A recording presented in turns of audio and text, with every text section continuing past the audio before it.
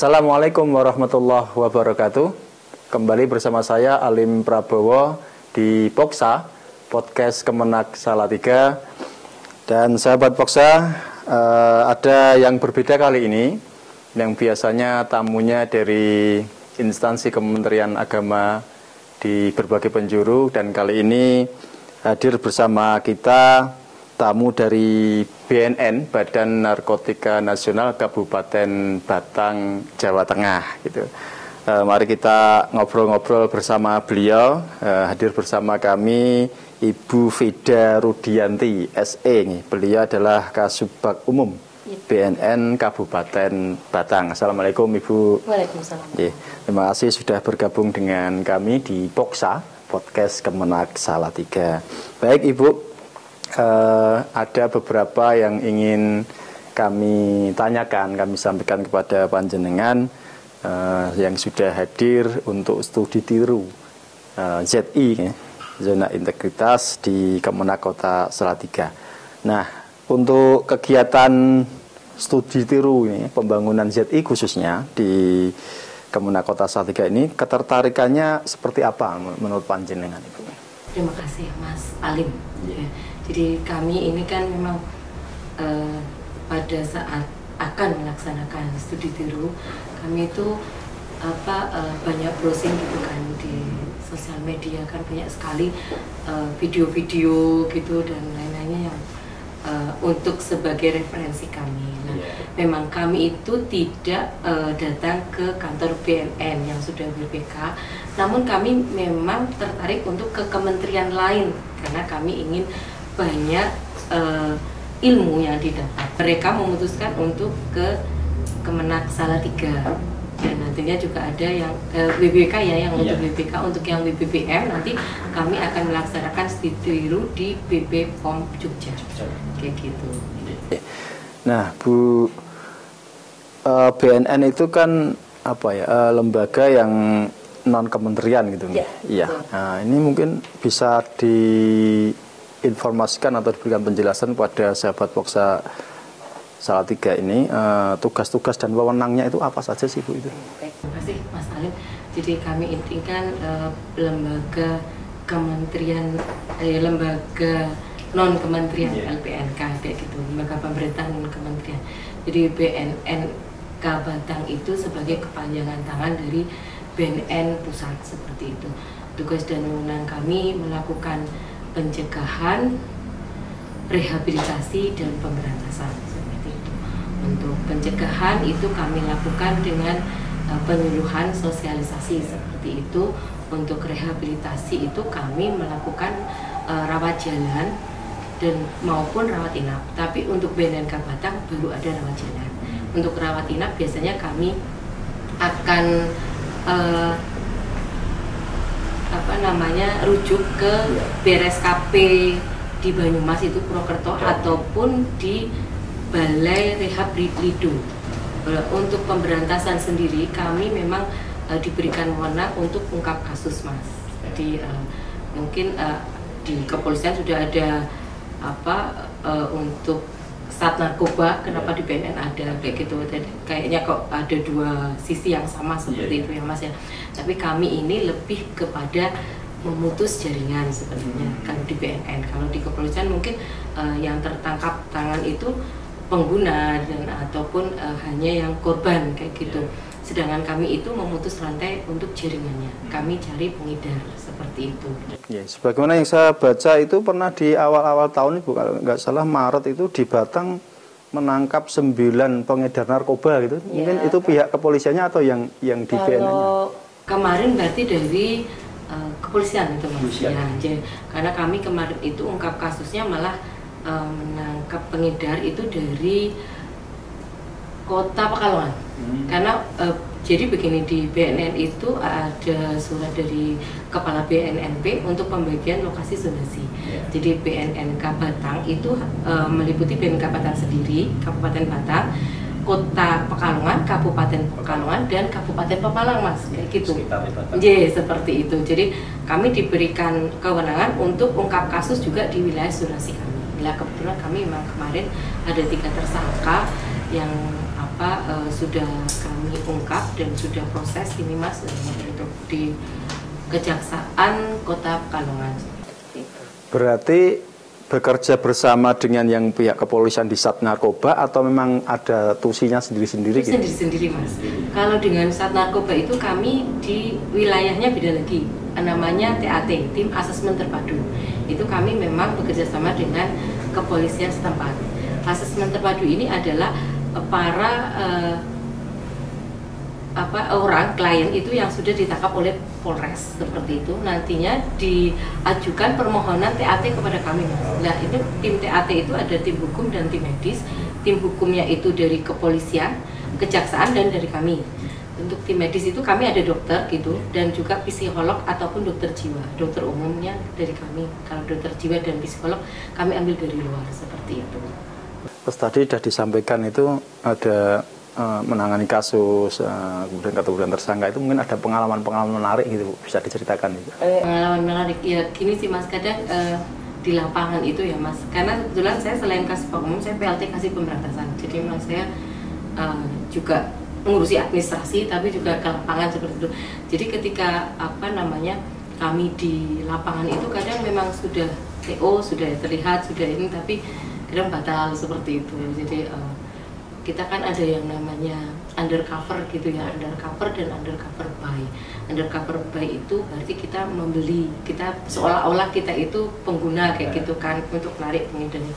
Itu kadang kita sudah transfer gitu kan uangnya ke mereka, tapi ternyata mereka membatalkan seperti itu. Jadi ya rugi dong.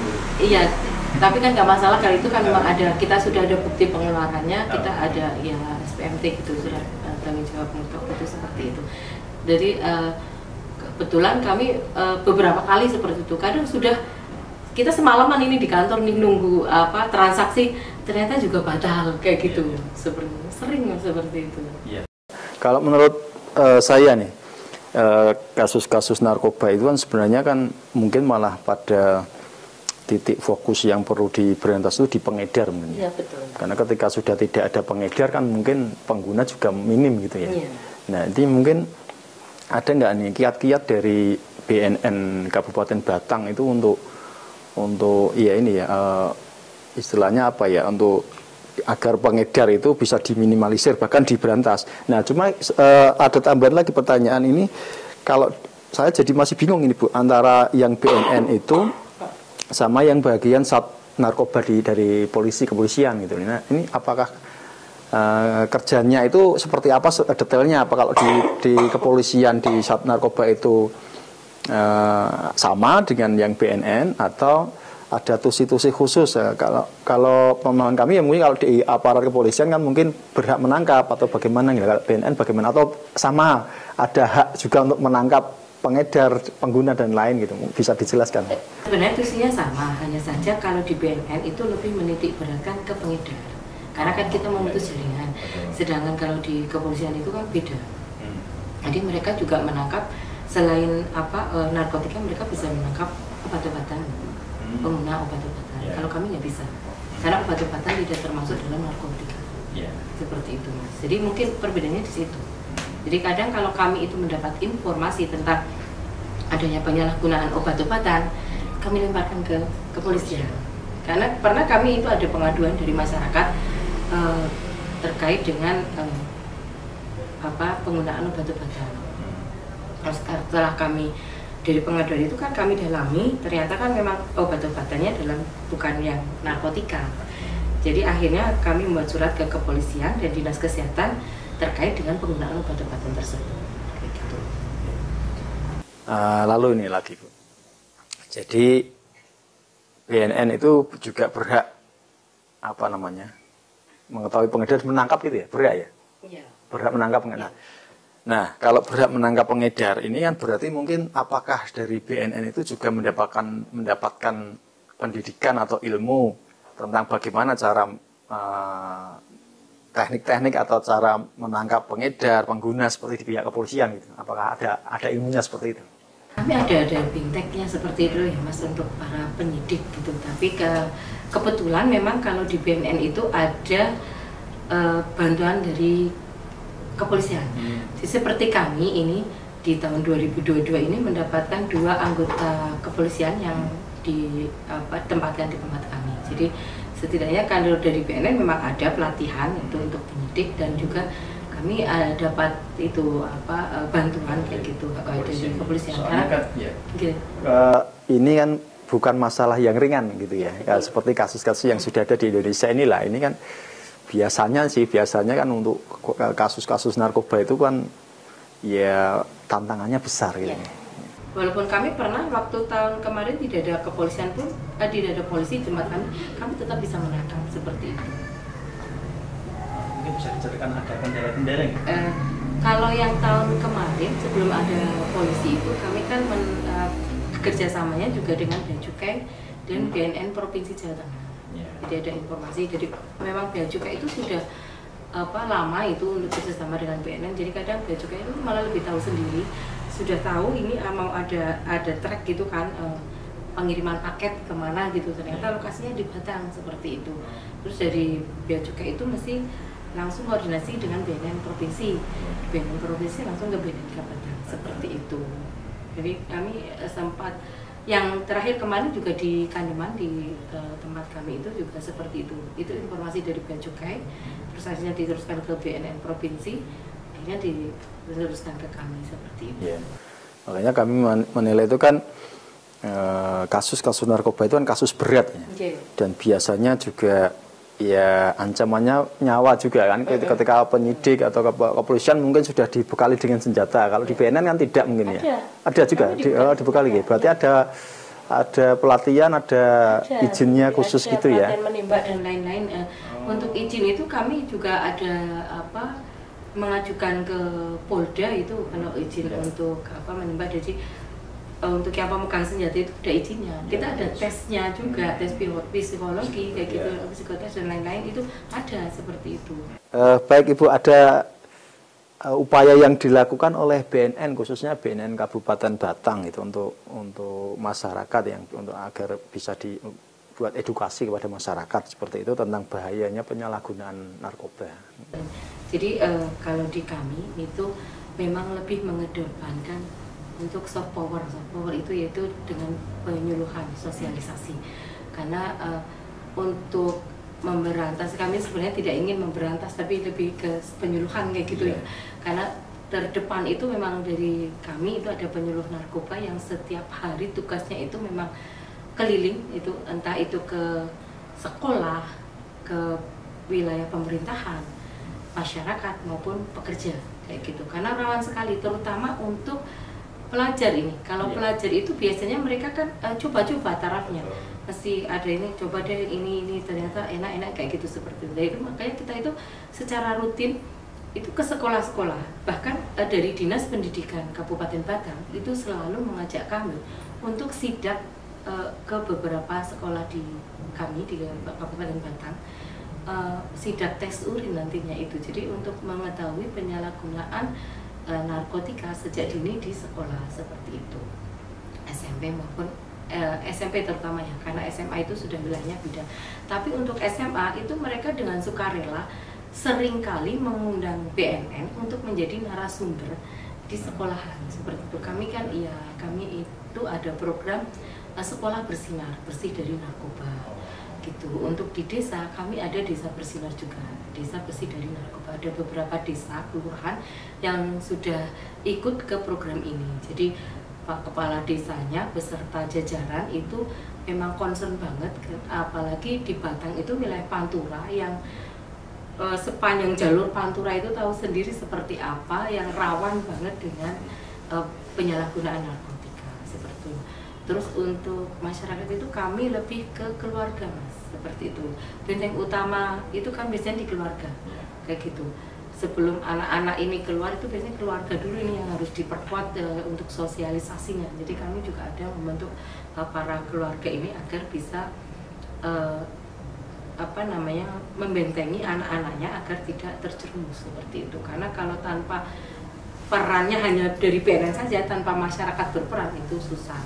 Termasuk juga Pak Kiai-Kiai gitu ya, tokoh masyarakat, tokoh agama itu, entah itu dari Nahdlatul Ulama, Muhammadiyah maupun yang lainnya, itu sudah pernah juga kami ajak, jadi kami bentuk mereka jadi penggiat kami, penggiat anti narkoba dari berbagai macam elemen. Makanya itu Mas, bahkan dari kerukunan umat beragama di tempat kami FKUB itu juga kami jadikan penggiat seperti itu. Bahkan kami pernah juga membuat buku untuk sambutan kalau khotbah ya, kalau di Jumat berarti khotbah Jumat, untuk di gereja itu berarti mungkin pas misa atau apa kayak gitu. Itu kami buat satu buku dari beberapa agama Mas. Jadi itu kami bekerja sama dengan FKUB membuat buku itu, bahaya penyalahgunaan narkotika seperti itu.